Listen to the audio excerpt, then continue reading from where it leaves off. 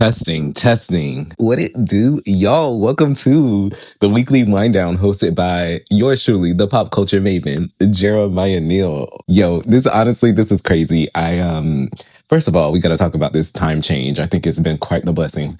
I don't know if I was the only person under the impression that last year was going to be the last time we were going to be doing a time clock adjustment. I thought that Joe Biden passed some type of legislation that ended it. And I remember kind of being upset because I always used to look forward to the fall time to get this little hour. And my, oh my, did we need this hour this whole week? I feel like it's just been a nice dimensional shift. And I wouldn't necessarily say productivity, but just like mindset. I feel like I'm embracing my mornings a bit more, or just enjoying that me time that you get when you first wake up. And typically people grok through that moment. They get on a device, they get on a phone, they just do anything to escape their thoughts first thing in the morning. And I'm like, no, girl, that is the best time to just sit there and think about things and ponder and wonder and dreamscape and do what I do. And so that's what I've been doing, and I've been loving it. So I'm very grateful for the time difference now. But we got to talk about the nighttime part, girl, because 4:00, pitch black. Your girl be ready to get in the bed, but we can't be getting in the bed because we got to give y'all that good. So yes, the weekly wind down. We are here to talk about all things pop. So that could be, I'm going to let y'all know the majority of it is going to be a lot of pop music just because that's my world. I love me some pop music, but we will be dabbling into multiple other spheres in the industry. That could be television, that could be, because I also love me some Bravo. So let me know if y'all want a little Bravo vibe as well. But I just think about it. I grew up on the TRLs, the 106 in Parks, the much music, the energy. Shout out to my European peoples, my Top of the Pops. Shout out to the UK, The Box. They need to bring that channel back. It was just nothing but music videos, stuff like that. So you just like how I just went on this little random tangent, y'all, that's just what you're going to get, and you got to just love it because that's what makes me the pop culture maven. It's just like a random encyclopedia jukebox vibe that you're just going to get of information. And I hope that you love it. With this being my very first episode, I think I had to start at my roots, something that I know that I'm an expert at, that I know I can captivate a little audience with my expertise, just because it's just so fond to my heart. And that is a girl group. Everybody that knows me knows I love a girl group. Y'all, I flew to London to see the Spice Girls perform at Wembley Stadium with not a dime in the bank account. Girl, there was no reason why I should have been across the seas spending that money to do it. But I had to because I just love a girl group. But girl groups have been always my favorite thing. And I can't explain it. I really wish I could. Maybe it's just like the unity, the power, the campness, the fun, obviously the vocals and the dance and stuff like that. But it's just something about that specific niche in music that I've just been drawn to since a kid and still drawn to this day. And I'm like, you know what? Let's talk about some girl groups that I've been really feeling in this current decade. Let's see how they compare to the people that we grew up. Because I'm talking about Spice Girls. I'm talking about Destiny's Child, Eden's Crush, Out of Eden. For my Christian folks, we got Cheetah Girls, Play, 3LW, Pussycat Dolls, Danny D. Kane. Like, these are the girl groups that your girl grew up with. And then I was also heavily influenced by, I don't want to call them oldies, but I really enjoyed the Supremes or the LaBelles or even In Vogue, even though sometimes I feel like they were, no shade. Who else I used to like from the 90s? Obviously, SWV, Jade, Brownstone. I don't know. I just feel like I know my girl group. So I'm going to be able to quality assess some of the folks that we're going to be talking about today and really put y'all on to some girl groups that I think y'all need to be paying attention to. But more so just, empowering these groups to really like hone in on what I feel is a quality girl group, or what will give them some everlasting willpower in this world that we called music land. Because let's face it, you can have one or two hits and then be forgotten about the next day. So if y'all are ready, I guess I'm ready. Let's hop into some of the girl groups that I want to chit chat about. Let's get it popping. All right, y'all. So heads up, I only picked 5 groups to start out with, just to test the waters. I know that if I would have gave y'all like my full list, we would have been on here for like 2-3 hours. And I honestly don't know if that's something that my audience wants or needs at this time. So we're kicking things off. But if this is another topic, if y'all want me to do a part 2 or part 3, that could easily be done. And I also have some honorable mentions that I'll shout out at the end. But anywho, we're going to kick things off with a newer girl group that actually got their start on Netflix, which I think is really cool because it talks about this new digital frontier of how streaming on both television and in music is, I guess, the new way to get your stardom. You just get launched into this abyss of everybody's televisions across the whole world. Everyone just has you on access and demand, and it's crazy. I guess it's kind of fitting with their name being 3Quency. I don't know if y'all saw the show Building the Band on Netflix, but it's a really cool show. It's giving Love is Blind mixed with Making the Band. So they flew, I guess, maybe 100 contestants over to the UK, actually, which I thought was very interesting that the show was, I guess, filmed in Manchester. But visually, like, if you're watching the show, they try to make it look like the kids were in LA and stuff like that. But then later on, I found out they were in the UK. But they flew over all these contestants from the United States primarily, and then some from Australia, and they put them in these little boxes, and they each got to perform, and everyone had to listen and then pick a group based off of everyone's voices. I thought that was like super, super creative, but the winners of the show ended up being a trio from the States. We got Bree from Philadelphia, Nori, who I believe is from Atlanta or Alabama, or I think she moved to Atlanta or something like that.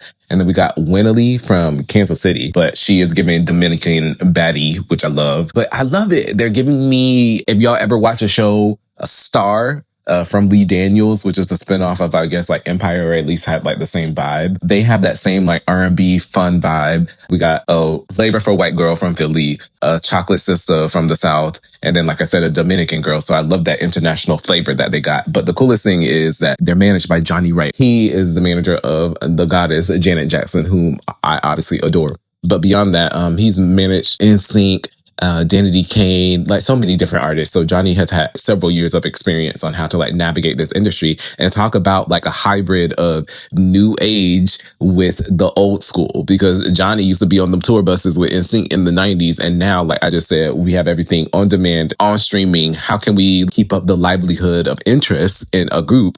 And what does he do? He throws the kids on tour. So the girls are actually on tour right now. The show ended, I want to say, in the end of August. And they already jumped on tour like 2 months later. So talk about knowledge and wisdom about the industry. He knows what he's doing, and he's going to go from city to city and try to market these girls IRL, which I think is super crazy because, and I hate to get political on this, but honestly, y'all, we don't know. One day they might just like snatch up these apps out of nowhere. We might not have TikTok. We might not have Instagram one day. And so what are we supposed to do? How are we supposed to entertain ourselves? How are we supposed to go back to the 90s? Well, that's what we used to have to do. We used to have to sing songs and make up dances and do, vibes in person. And so I'm very glad that they have someone that has some wisdom that understands that the IRL experience is just as important as social media and the digital experience. Anywho, this sounds like too educational, and that is definitely not.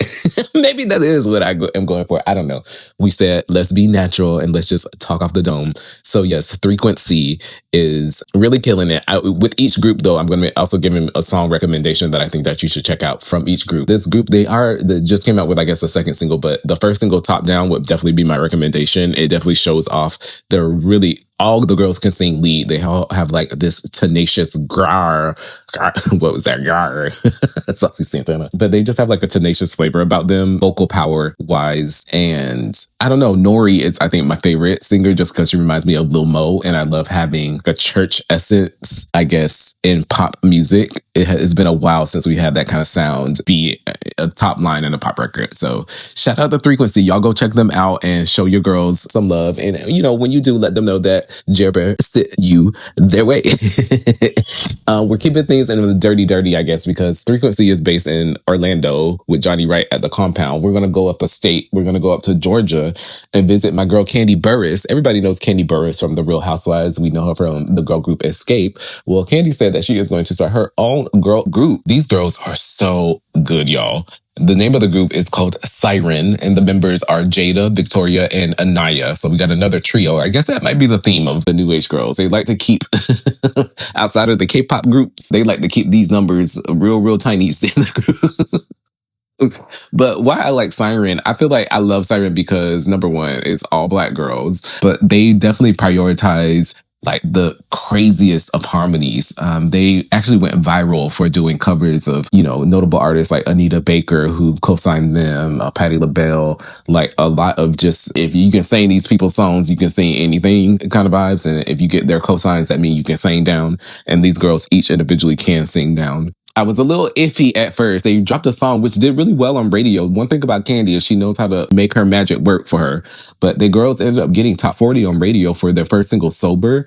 I was just kind of confused because they kind of came out as not like an In Vogue type, but we're going to prioritize these crazy, crazy vocals and harmonies. And they came out with almost something that I thought the OMG girls would have sang. But then that makes sense because they're not trying to market to, unfortunately, myself, chilling in our 30s, they're trying to market to the new age girls, and the new age girls want to go out to the hookah bars and have, what do they drink? Martinis?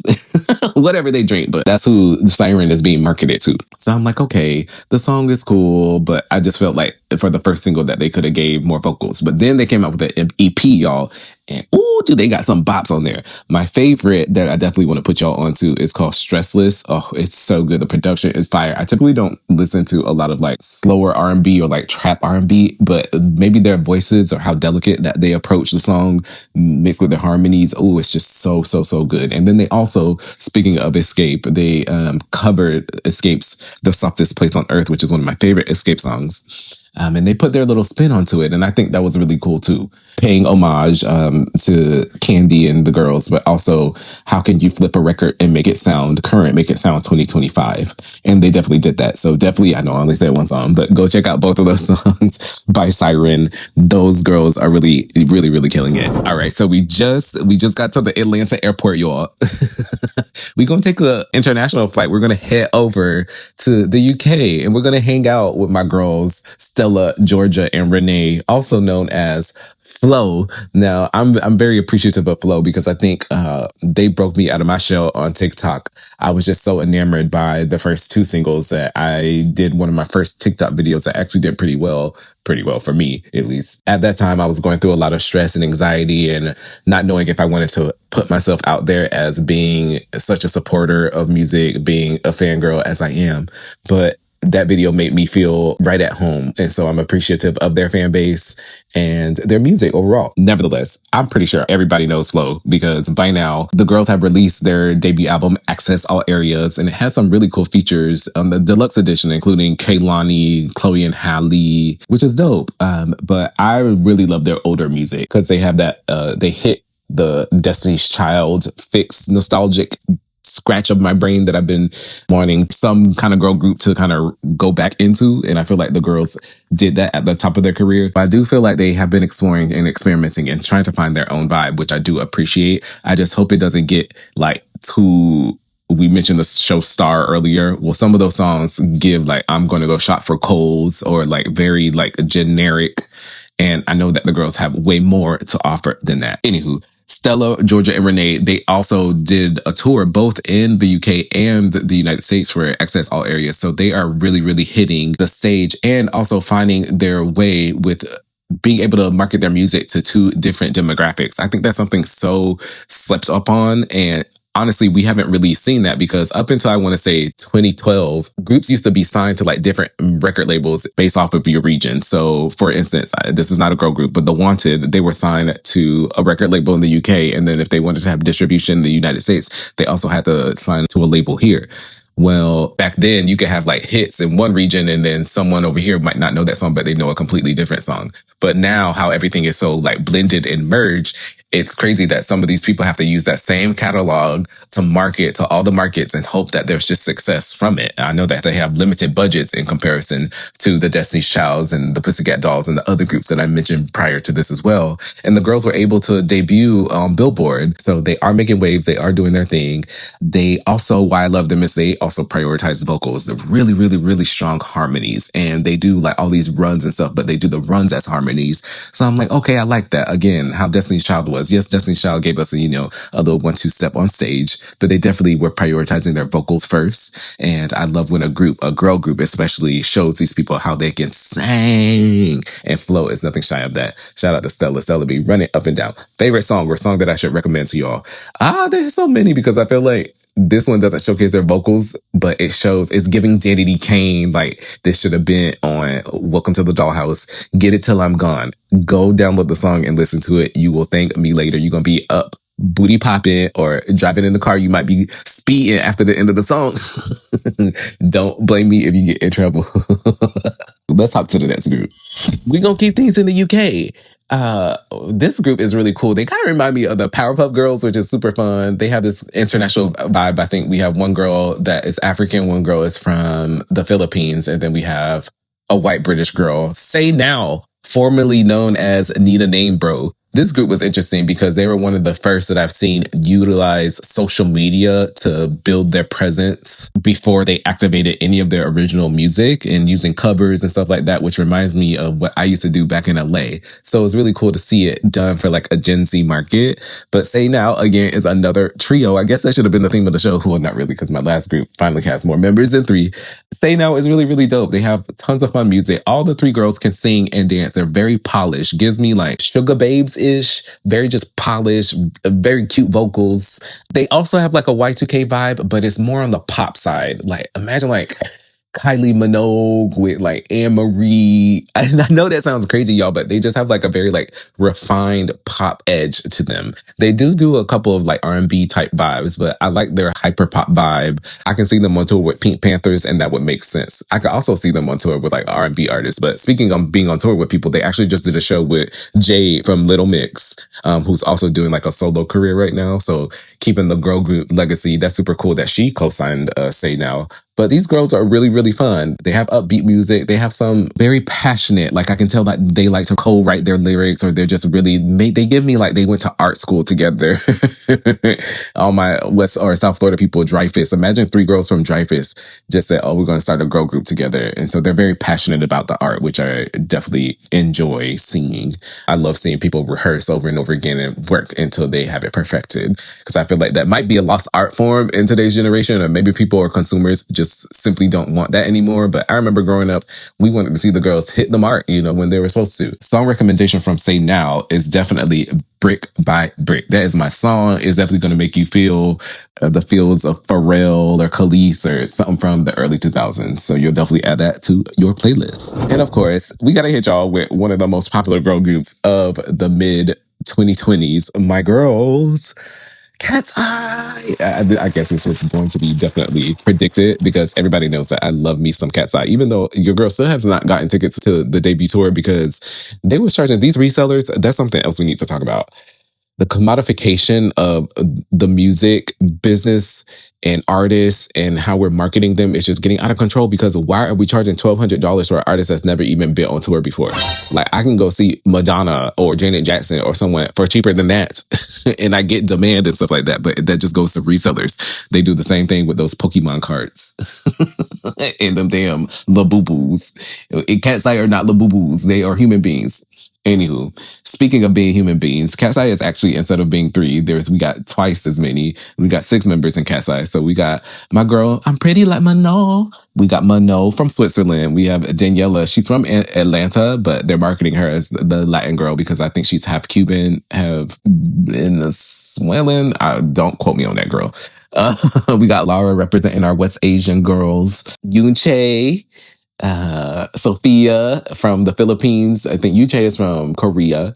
And then we have Megan from Hawaii. And y'all have had to have seen the Gap campaign by now. That's the one thing I can say about Katseye. It's giving me Spice Girls. It's giving me girl power, girl domination. You're going to see us everywhere. We are so marketable. We have the face of every single race, ethnicity of all the current Gen Z girls. Like, they got the marketing down pat. If there's one thing that a K-pop label is going to do, is they're going to have the package to a crisp. It's ready down the production line, through distribution, and right into your hands. The perfect package.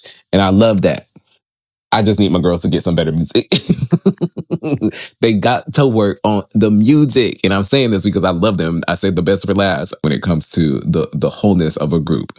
They definitely are the front runners, but they got to get better music, which is crazy because they work with the Justin Tranters, who's done like stuff with like Julia Michaels and Selena Gomez and stuff like that. Obviously, Ryan Tedder did their first single debut. So they're working with those people, but I think maybe they need to hop in the studio with like a Ryan Leslie or Brian Michael Cox or a Danger, just someone in the more of the R&B sphere, because I feel like that's where they could really shine. They got 6 members. All of the girls can sing fairly well.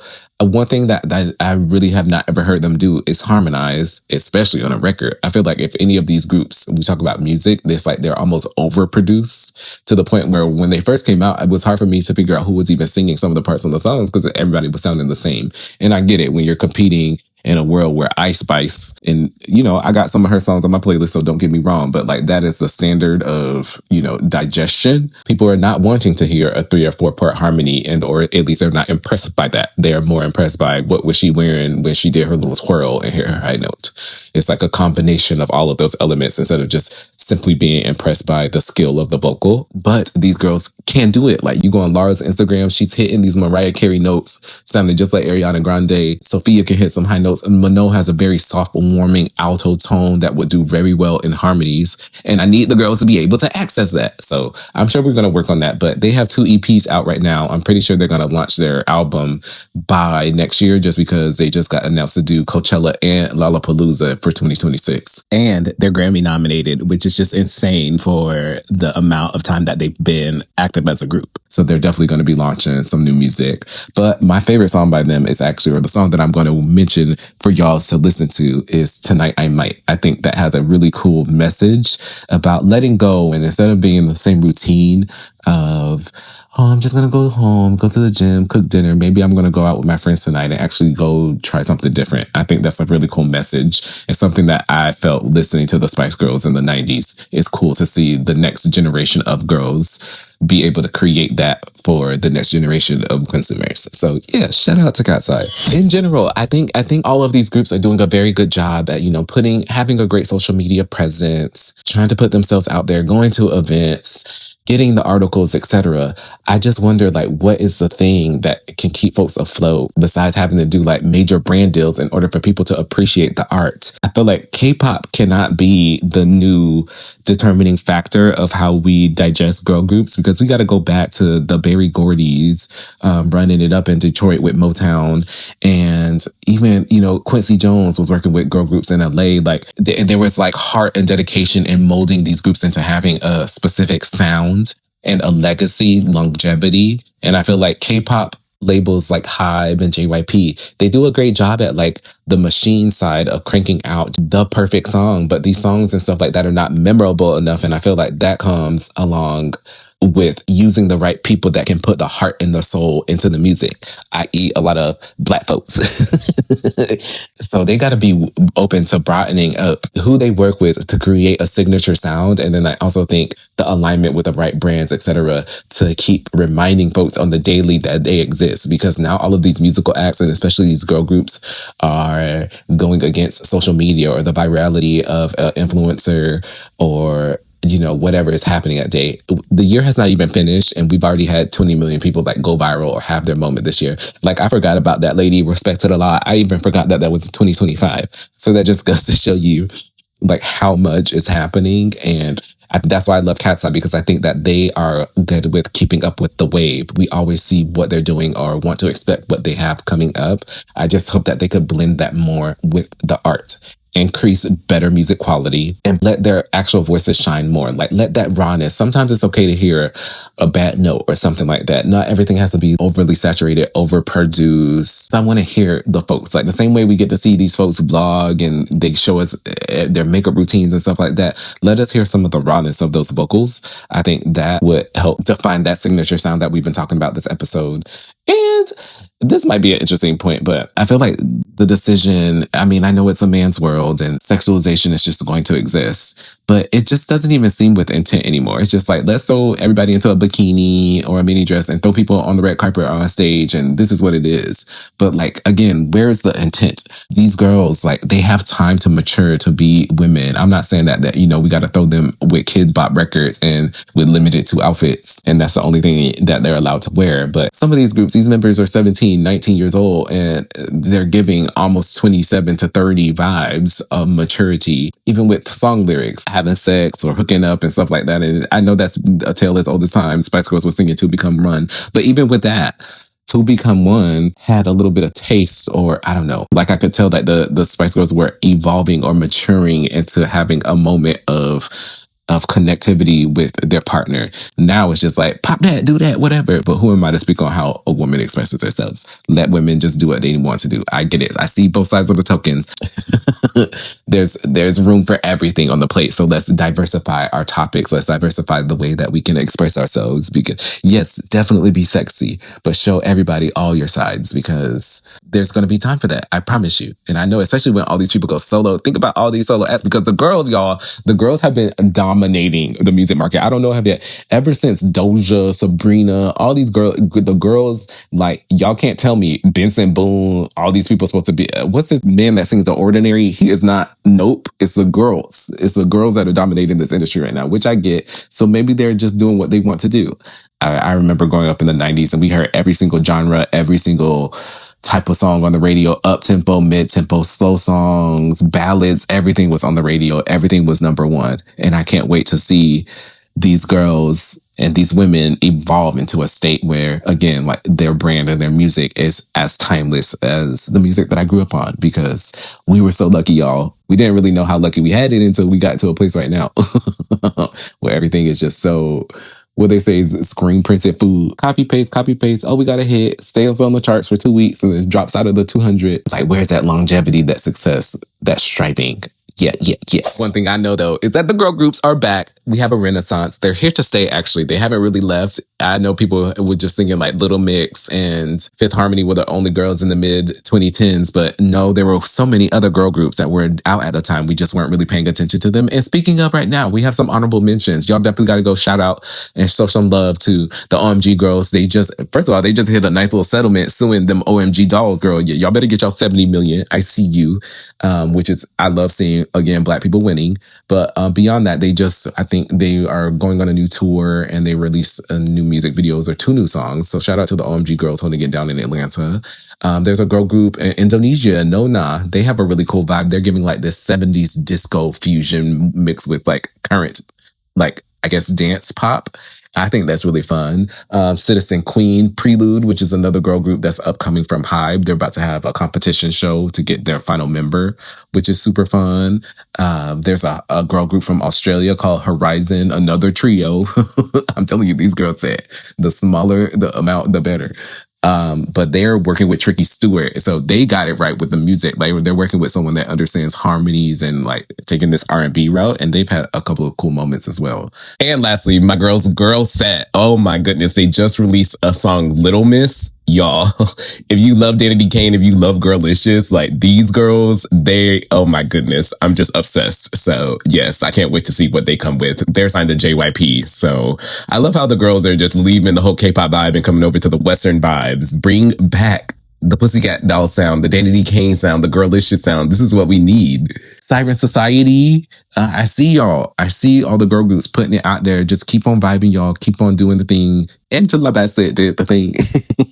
Keep on holding it down for the girls, because it's such a special vibe to be able to have that type of chemistry together. Sometimes I definitely think it's overlooked. And no matter what in life, I'm always stand a girl group. So y'all keep it going, and I can't wait. Maybe let me know, y'all, audience people, especially on the places where you can leave a comment.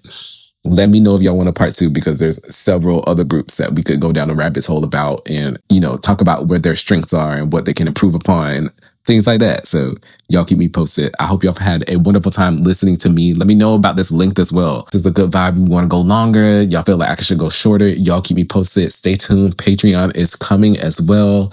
But I appreciate y'all for listening. We're in for a ride and it's going to be a vibe. So the weekly wind down, making you escape from this crazy world into a reality of fun pop. It's your girl, Jer Bear, signing out. Holla!